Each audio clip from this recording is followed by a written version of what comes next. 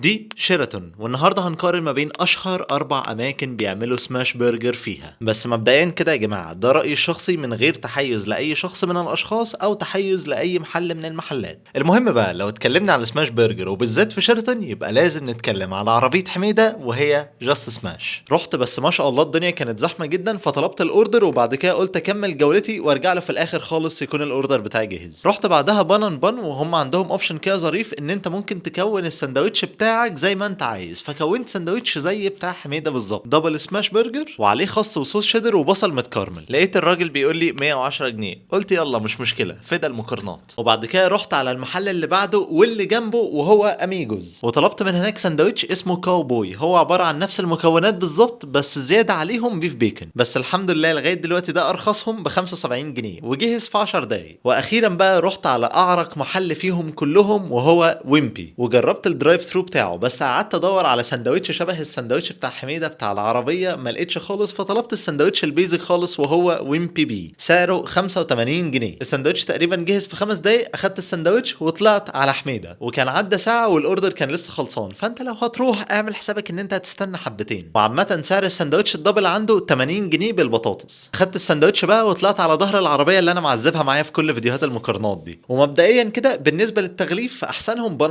وبالنسبه للحجم فتقريبا كلهم واحد، وبالنسبه للسعر فارخصهم اميجوس بس جاست سماش بيجي معاه بطاطس. بس سيبكم بقى من كل ده، المهم الطعم. ابتديت باميجوس، وزي ما قلت لكم السندوتشات كلها اللي احنا طالبينها دبل سماش برجر وعليهم صوص جبنه وكارملايزد اونيون، بس ده كان عليه زياده بيف بيكن. واول ما دوت السندوتش هو البرجرايه كان فيها شده خفيفه كده، بس عامه طعم العيش نفسه كان تحس ان هو مزبد كده، والبصل المتكرمل اللي في السندوتش صراحه كان توب، كان عالمي. وبعد كده دخلت على جاست سماش قبل ما يبرد، وزي ما قلت لكم هو الساندوتش دبل سماش برجر عليه صوص جبنه ومن فوق كارملايزد اونيون، مستخدم كمان في الساندوتش بوتيتو بان. بس بقى في مشكله بانت اول ما خدت اول قطمه، العيش بارد قوي، غالبا ده بقى عشان هو بيحضر العيش وصوصاته والحاجات دي كلها، واول ما البرجرايه تخلص يروح حاططهم عليها، فالعيش في الفتره اللي في النص دي بيكون برد، بالذات كمان في الجو اللي احنا فيه ده. هو كمكونات لذيذ، بس الصراحه الحته بتاعت العيش دي مبوظه التجربه شويه. بس المهم بالنسبه للطعم فهو كان فيه طعم تدخين كده حلو من صوص التيستي، بس انا كنت حاسس ان البصل متكرمل قليل قوي الصراحه. وبما ان السندوتش بيجي معاه بطاطس، وانا المره اللي فاتت كان عندي معاها مشاكل كتير، بس عامه البطاطس المره دي كانت حلوه جدا جدا جدا. ونخش في ثالث سندوتش بقى وهو من عند ويمبي، والصراحه المحل ده اتظلم النهارده. يعني انا ساعه لما طلبت السندوتش البيزك خالص اللي هو الكلاسيك، انا ظلمت المحل للاسف، عشان السماش برجر في العادي بياخد الطعم بتاعه من التوبينج اكتر هو ما بياخده من البرجر نفسه. البرجر بيكون عليه عامل، بس الاكتر التوبينجز. واخر واحد بقى بان، وزي ما قلت لكم ده اغلى واحد فيهم ب 110 جنيه سندوتش لوحده من غير اي حاجه تانية. فللامانه انا متوقع منه كتير قوي، بس الفكره كلها اول ما خدت اول قطمه انا حسيت ان هو طعم الجبنه مش باين، وطعم البصل المتكرمل ده مش موجود تقريبا اصلا. الفكره بقى ان انا معلي سقف الطموحات قوي، عشان انا دافع مره ونص اللي انا دفعته في اميجوس، فكنت متحمس جدا الصراحه. فبالنسبه لي ممكن السندوتش ده لو كان مثلا في حدود 70 او 80 جنيه كان بالنسبه لي يبقى حلو، بس ب 110 لا، انا حاسس كتير قوي الصراحه السندوتش ده. بس قررت بقى ان انا ادوق اللحمه في كل سندوتش من السندوتشات عشان اشوف برضو الفرق ما بينهم، هل هو كبير ولا لا الفرق صغير. فدوقت اول حاجه بتاعت بان، بعد كده ويمبي، بعد كده جاست سماش، واخر واحد اميجوز. ومبدئيا كده احنا هنطلع ويمبي بس والبرجر بتاعه بره، عشان هو النهارده بوجه عام كان قالت، فلو في فروع عامه بتبقى حلوه ليه ممكن تكتبوا لي تحت في الكومنتات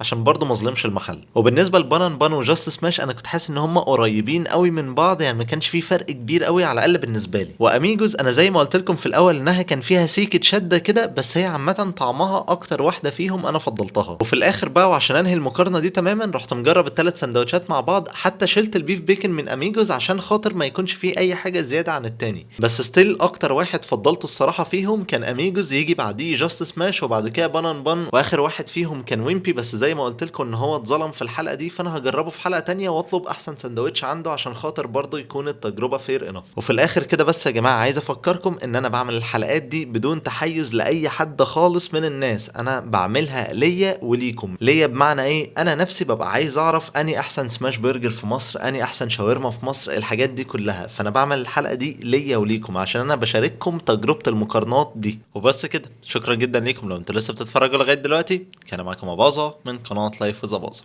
سلام.